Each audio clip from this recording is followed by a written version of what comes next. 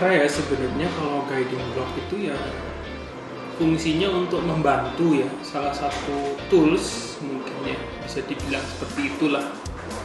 Jadi satu tools yang bisa membantu teman-teman netra itu untuk bisa bermobilitas secara mandiri gitu kan, karena teman-teman netra ini kan untuk bermobilitas menggunakan tongkat gitu ya, tongkat penuntun ya. Nah, namun ketika tidak ada guiding block ini mereka tidak tahu arah gitu ya, bisa dikatakan seperti itu gitu. Tapi dengan adanya guiding block atau mungkin bahasa Indonesianya kan adalah blok penuntun gitu ya, karena bentuknya di lantai gitu ya, di tanah yang ada semacam garis-garis seperti itu ya, yang untuk menuntun ke satu arah gitu ya, jadi tidak ke kanan ke kiri supaya jadi tetap lurus gitu. Itu sebenarnya inti dari guiding block itu sendiri ya, fungsinya untuk membantu teman-teman netra pengguna tongkat, karena nggak semua teman-teman netra itu menggunakan tongkat. Sebenarnya kalau standarnya pasti semua ada ukuran-ukuran tertentu ya gitu ya. Seperti yang kalau di Indonesia mungkin menggunakan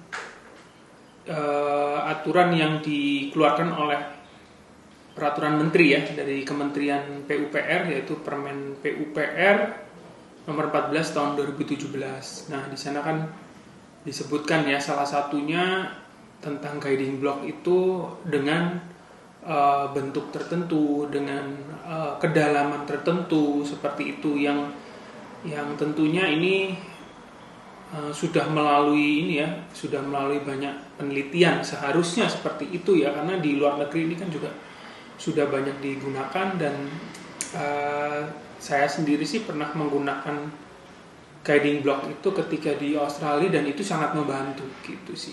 Tujuannya seperti tadi ya, balik lagi tujuannya kan untuk menuntun ya, tunanetra itu menuju ke satu titik gitu ya, dari satu titik ke titik lain tanpa dia harus kesulitan karena misalnya harus berbelok ke sana kemari, atau misalnya karena misalnya tidak ada guiding block di satu, kita kasih contoh misalnya di pedestrian ya atau pejalan kaki gitu ya, kalau misalnya tidak ada kan kita nggak tahu mana batas kanan kirinya gitu ya. Kadang itu yang membuat sulit gitu, atau misalnya bahkan di tempat yang lebih luas lagi lah, kalau misalnya sebuah gedung misalnya, tapi dengan adanya guiding block yang kemudian terintegrasi ya satu sama lain gitu ya, baik itu belok kanannya ke kiri atau lurus gitu ya, atau nanti akan mendekati tangga misalnya, itu kan juga penandanya itu berbeda ya dengan guiding block ya. Guiding block sendiri itu hanya untuk menuntun saja, tapi dengan ini salah satu bentuk yang berbeda dari penanda di lantai ini ya, bagi tunanetra itu bisa mengenali misalnya oh setelah ini tangga, bisa dikenali juga gitu, atau misalnya belok kanan kiri itu kan juga penandanya berbeda, harus terintegrasi, karena kalau tidak misalnya di satu jalan ada kemudian tidak ada, nah ini kan bingung, ini misalnya mau ke kiri atau ke kanan ini kan jadi bingung lagi gitu. Ya ini mungkin karena kasus ketika ada guiding block yang kemudian mengarahkan ke selokan, ini mungkin pemahaman orang ya terkait dengan guiding block sendiri itu sepertinya masih belum baik gitu ya. Jadi perlu banyak sosialisasi lagi terkait dengan guiding block. Itu fungsinya sebenarnya untuk apa dan untuk siapa. Nah itu yang mungkin banyak yang tidak tahu. Termasuk sebenarnya ada satu lagi yang perlu diperhatikan, yaitu warna. Jadi warna itu karena tunanetra itu kan ada dua ya, ada yang netra total, tapi ada juga yang low vision yang masih punya sisa penglihatan, dan biasanya mereka juga ikut terbantu dengan adanya guiding block meskipun misalnya tidak menggunakan tongkat untuk berjalannya, tapi dengan adanya garis itu setidaknya mereka melihat sebuah garis ya gitu ya, garis yang lurus gitu ya, terus warnanya berbeda, itu bisa sangat membantu gitu kan. Nah cuma baik penggunaan warna ataupun misalnya penggunaannya di sebagai hiasan gitu kan, ini yang kadang orang salah gitu ya, menganggap bahwa guiding block ini hanya sebuah hiasan gitu, sehingga kadang terabaikan keberadaannya kan. Ada yang kemudian digunakan untuk tempat parkir motor gitu kan. Kalau di tempat pejalan kaki ya orang jualan di atasnya. Teman-teman pengguna tongkat ya kalau menggunakan guiding block itu Jadi dia ngikuti lurus, tiba-tiba kebentur sesuatu, dan dia nggak tahu itu apa kan gitu. Misalnya itu warung ternyata. Jadi harus dia belok kemana? Ke kanan selokan, kiri jalan raya gitu kan. Pilihan yang sulit kan, ke kanan nyemplung ya. Kalau ke kiri mungkin ketabrak motor atau apa. Jadi ini cukup berbahaya, dan itu pentingnya sebenarnya orang paham trotoar itu bukan digunakan untuk jualan sebenarnya ya, itu dulu ya. Karena itu kan untuk pejalan kaki dan dilengkapi dengan guiding block supaya teman-teman netra ini bisa mengikuti secara mandiri, jadi tidak perlu ada bantuan orang lain. Sebenarnya tidak masalah ya, warnanya mau kuning, putih, tapi yang paling penting adalah kontrasnya dulu ya. Artinya dengan lingkungan sekitarnya gimana? Misalnya kuning, tapi sebelahnya juga ikut kuning, nah ini namanya bukan kontras gitu kan. Jadi guiding blocknya kuning nih, tapi lantai di sekitarnya juga warnanya mungkin agak memper gitu ya, nggak terlalu kontras gitu ya. Yang nggak kelihatan juga gitu ya. Mungkin untuk teman-teman yang netra total ya agak nggak peduli warna ya, tapi buat teman-teman yang low vision gitu ya, ini membingungkan gitu.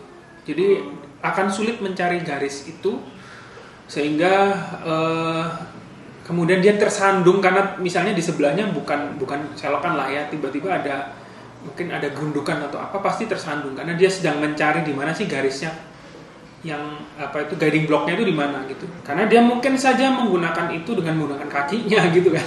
Iya. Atau mengikuti jalur itu lurus gitu ya nih misalnya. Karena mencarinya sulit, nah bisa dalam perjalanan mencari itu bisa tersandung ya, masuk selokan dan macam-macam karena tidak ada kontras itu. Tapi begitu langsung kelihatan, oh itu garisnya di situ, itu kan lebih enak gitu ya. Saya ada satu lagi tuh yang terkait dengan itu sebagai hiasan gitu ya. Jadi warnanya bisa berwarna-warni gitu. Itu malah bikin bingung lagi itu kan gitu. Atau mungkin yang pernah barusan saja sebenarnya kemarin sempat berlibur ke Jogja gitu ya, di salah satu tempat wisata yaitu Borobudur. Ini nggak apa-apa ya, aku bilang Borobudur ya. Nah kebetulan waktu kita mau keluar itu ternyata ada di lantainya itu ada guiding block gitu ya. Tapi itu hanya lukisan gitu. Jadi lukisan guiding block, wah ini. Jadi bukan guiding block, jadi dia benar-benar lurus rata dengan lantai di sekitarnya. Namun itu digambar seakan-akan itu guiding block. Nah ini kan itu cuma gambar aja itu. Enggak timbul. Enggak timbul. Jadi gimana sih maksudnya? Jadi cuma ini. Jadi waktu itu aku pengen nyoba gitu, kayaknya aku memfotonya ya, aku lupa ya. Jadi mencobanya dan ya nggak berfungsi apa-apa gitu. Iya, ada satu lagi juga. Jadi ini terkait dengan penggunaan tongkat sendiri ya untuk kemudian menggunakan tongkat itu diintegrasikan dengan guiding blocknya. Jadi sebenarnya dalam teknik mobilitas ya, orientasi mobilitas, tongkat sendiri itu ada tekniknya gitu untuk berjalan gitu kan. Jadi kalau misalnya kita ini kalau teknik yang diajarin ke aku ya waktu di Australia itu, kebetulan tongkat yang aku punya itu ada rodanya, ada bolanya gitu di ujung. Ini agak berbeda dengan yang di Indonesia, kayaknya rata-rata tidak banyak yang punya tongkat dengan ujung yang beroda seperti itu. Nah kalau yang beroda itu artinya dia harus ditaruh di lantainya, di ground gitu, terus geserkan ke kanan dan ke kiri. Nah ketika misalnya langkah kaki kiri maju itu tongkatnya ke kanan. Gitu. Jadi kalau ke kanan, kaki kanan yang maju, tongkatnya ke kiri gitu. Jadi kanan kiri seperti itu. Nah kemudian ketika terus mencapai ada guiding block, nah guiding block itu ditekan ya di ujungnya itu, di antara, karena guiding block itu kan ada yang timbul terus turun, terus timbul lagi terus turun lagi ya. Nah garis itulah di antara yang yang dalam itu yang digunakan untuk ujung tongkat itu, sehingga tinggal didorong, jadi tidak di kanan kiri lagi. Nah tekniknya dia didorong, jadi lurus gitu, seret itu tinggal lurus aja kan. Nah permasalahannya ketika itu nggak terlalu dalam gitu. Iya kalau yang 0,5 cm itu tipis loh. Ya itu mungkin ya, ini kayaknya karena standar yang dipakai di Indonesia ini dengan pengguna tongkat yang tidak ada rodanya. Sepertinya kalau untuk ukuran setengah senti ya bener ya 0,5 cm ya, itu dengan tanpa roda itu harusnya cukup membantu ya. Jadi tidak, karena ujung tongkatnya sendiri kan kecil gitu. Sedangkan kalau dikasih roda itu cukup besar gitu ya, lebih dari 1 cm bahkan, dan dia berputar terus. Nah kalau cuma setengah senti ya pasti keluar kan gitu. Jadi akan lompat mentre. Kanan ke kiri itu jadi sulit untuk mengarahkan itu. Nah ini agak sulit, cuma karena kita mungkin minoritas ya yang punya tongkat dengan dengan roda, jadinya mungkin terabaikan lah ya. Kalau menurut saya sih kurang dalam. Nah ini ketika di Australia saya nggak merasa aku nggak merasa kalau ada masalah dengan, meskipun ada rodanya. Itu lucunya ya, aku nggak benar-benar merhatiin ya, tapi aku merasa setiap kali menggunakan itu dengan tongkat tidak pernah keluar gitu. Nggak pernah lompat. Nggak pernah lompat ke kanan kiri, jadi dia tetap lurus. Sangat timbul berarti mas. Sepertinya iya gitu, karena aku ngerasainnya cuma dengan menggunakan tongkat tersebut, terus jadi ditempel di yang lubang, terus tinggal mengikuti garis lurus itu, dan itu bukan cukup ya, itu dan sangat halus gitu ya. Jadi potongan-potongan antara mungkin sambungan itu juga benar-benar halus, jadi benar-benar terasa smooth gitu ya, lurus. Siapa di Indonesia ini kadang udah kurang tebel gitu ya, terus tiba-tiba karena memasangnya itu tidak rata gitu ya, jadi kita kayak nabrak jedek gitu ya, ada nabrak sedikit keluar itu ya, putus-putusnya, jadi dia nggak benar-benar rata gitu loh. Nah ini juga nggak tahu masangnya gimana ya, atau memang kan tidak pernah dicoba ya, karena di sini tuh kebiasaannya tidak melibatkan disabilitas sendiri ya, untuk baik mulai dari perencanaan ya, pelaksanaan hingga evaluasi kan nggak pernah. Kan tiba-tiba ya udah jadi menurut mereka itu sudah sesuai, ternyata begitu kita pakai ya itu kurang dalam, terus potongan-potongan yang tidak presisi gitu ya, tidak benar-benar rata, sehingga kadang masih kayak terbentur gitu. Akhirnya jadi percuma anggarannya. Nah itu jadinya seperti itu, karena ya sekali lagi ya tidak melibatkan penyandang disabilitas untuk merencanakan sebuah aksesibilitas untuk disabilitas itu sendiri. Jadi kan makanya kenapa ada notion nothing for us without us kan gitu.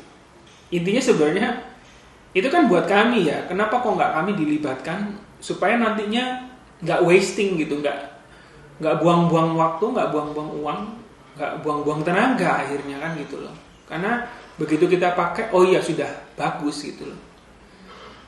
Nah kalau kita enggak, dan itu mungkin sekedar formalitas jangan-jangan ya, cuma dipasang aja, terus ternyata begitu kita protes ya tetap mungkin nggak diperhatiin. Nah termasuk yang tadi mengarah ke selokan. Nah ini gimana maksudnya, apa memang kita diarahkan untuk masuk ke dalam selokan supaya memang ada teman-teman bilang kalau kita nggak nyemplung selokan tuh belum tunanetra memang ya. Iya belum 100% tunanetra kalau nggak nyemplung selokan. Jadi mungkin sadar ya yang bikin sehingga diarahkan ke sini, mungkin gitu. Siapa tahu ya. Ya itu jadi banyak aspek sih kalau menurutku. Guiding block tuh nggak semudah yang kita pasang terus selesai gitu. Ini termasuk juga dengan yang tidak ingin guiding block itu bahkan sampai masuk ke dalam gedung ya kan. Gitu. Jadi kalau sekarang sih inovasi kan banyak tuh pasang guiding block yang tempel ya, sistem tempel gitu. Jadi dia nggak merusak lantai, tapi memang harus dibor gitu ya, dibor terus nanti ditempel gitu. Yang besi itu ya mas biasanya. Besi kan? Oh, bahannya macam-macam. Bahannya macam-macam. Ada yang bentuk keramik, ada yang plastik gitu, macam-macam. Dan itu bisa tapi kalau udah ditempel kayaknya nggak bisa dilepasin lagi ya. Artinya kalau dilepas sisanya lubang-lubang. Ada lubang. Mungkin yang memperhatikan detail akan merasa terganggu dengan adanya lubang-lubang itu ya. Tapi makanya itu harus sudah direncanakan dari awal gitu loh. Supaya nggak lepas-lepas lagi. Jadi benar-benar satu, dia juga tidak merusak lantai kan, kemudian bisa diarahkan ke mana. Permasalahannya juga sekali lagi bukan cuma itu saja, banyak teman-teman netra sendiri yang juga nggak pakai tongkat gitu kan ya. Nggak pakai tongkat gitu kan, meskipun mereka tunanetra total, nggak lebih suka menggunakan tongkat hidup ya kan, orang gitu maksudnya. Pegangan orang misalnya seperti itu, jadi kemandiriannya kurang. Atau yang baru lagi ada tongkat yang ada sensornya. Nah kalau ini kayaknya dia nggak bakal ditaruh deh. Penggunaan tongkat yang ada sensornya itu tidak akan taruh di guiding block. Gimana tuh kan? Dia mikir lagi tuh, karena dia hanya mengenali sekitarnya dengan sensor itu. Misalnya ada air, ada benda, ada api gitu, dia bisa mengenali itu kan.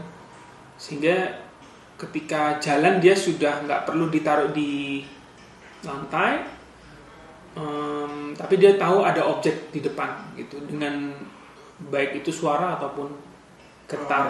Nah ini mungkin tantangan juga nih untuk pengguna atau yang memproduksi dari guiding block tersebut gitu ya. Dan, ya mungkin, tapi sekali lagi ini kan transformasi teknologi ya. Kita juga belum tahu sebenarnya sejauh mana sih penggunaan teknologi itu juga benar-benar bisa membantu ya, atau setidaknya mengurangi misalnya penggunaan guiding block. Kita juga belum tahu, karena kalau sampai saat ini, kalau yang aku tahu tuh dia belum tahan air. Nah takutnya nanti kalau misalnya pas hujan, nah penggunaan tongkat yang manual itu kan lebih bagus gitu. Itu sih. Jadi tapi tetap kalau tidak ada guiding block kan dia kesulitan.